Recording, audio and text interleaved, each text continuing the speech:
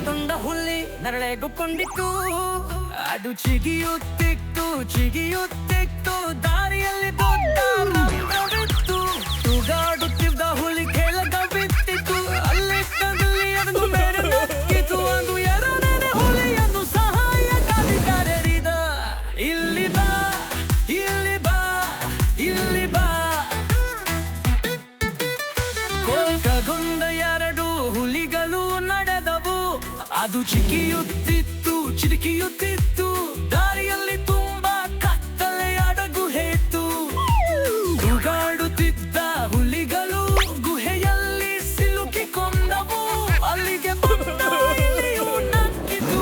ಅದು ಸಹಾಯಕ್ಕಾಗಿ ಮೂರನೇ ಆನೆಯನ್ನು ಕರೆದಿತು.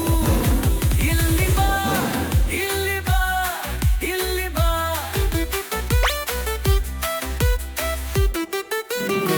ಕಂದ ಮೂರು ಹುಲಿಗಳು ನಲದವು.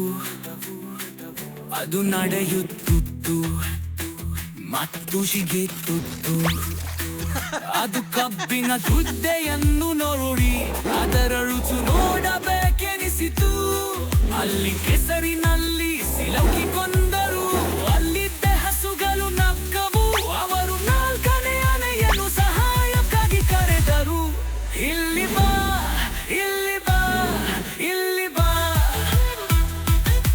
ಇಲ್ಲಿ ಬಾ, ಇಲ್ಲಿ ಬಾ, ಇಲ್ಲಿ ಬಾ.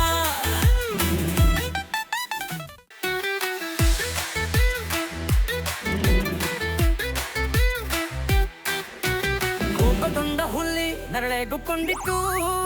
ಅದು ಚಿಗಿಯುತ್ತಿತ್ತು ದಾರಿಯಲ್ಲಿ ದೊಡ್ಡ ರಂಧ್ರವಿತ್ತು. ತೂಗಾಡುತ್ತಿದ್ದ ಹುಲಿ ಕೆಳಗ ಬಿತ್ತಿತ್ತು.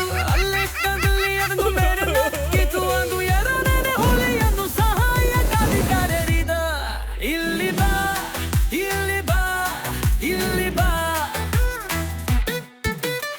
ಕೋಪಗೊಂಡ ಎರಡು ಹುಲಿಗಳು ನಡೆದವು. ಅದು ಚಿಟಕಿಯುತ್ತಿತ್ತು ದಾರಿಯಲ್ಲಿ ತುಂಬಾ ಕತ್ತಲೆಯಾದ ಗುಹೆ ಇತ್ತು. ತೂಗಾಡುತ್ತಿದ್ದ ಹುಲಿಗಳು ಗುಹೆಯಲ್ಲಿ ಸಿಲುಕಿಕೊಂಡವು. ಅಲ್ಲಿಗೆ ಬಂದ ಇಲಿಯು ನಕ್ಕಿತು. ಅದು ಸಹಾಯಕ್ಕಾಗಿ ಮೂರನೇ ಆನೆಯನ್ನು ಕರೆದಿತು. ಇಲ್ಲಿ ಬಾ, ಇಲ್ಲಿ ಬಾ, ಇಲ್ಲಿ ಬಾ.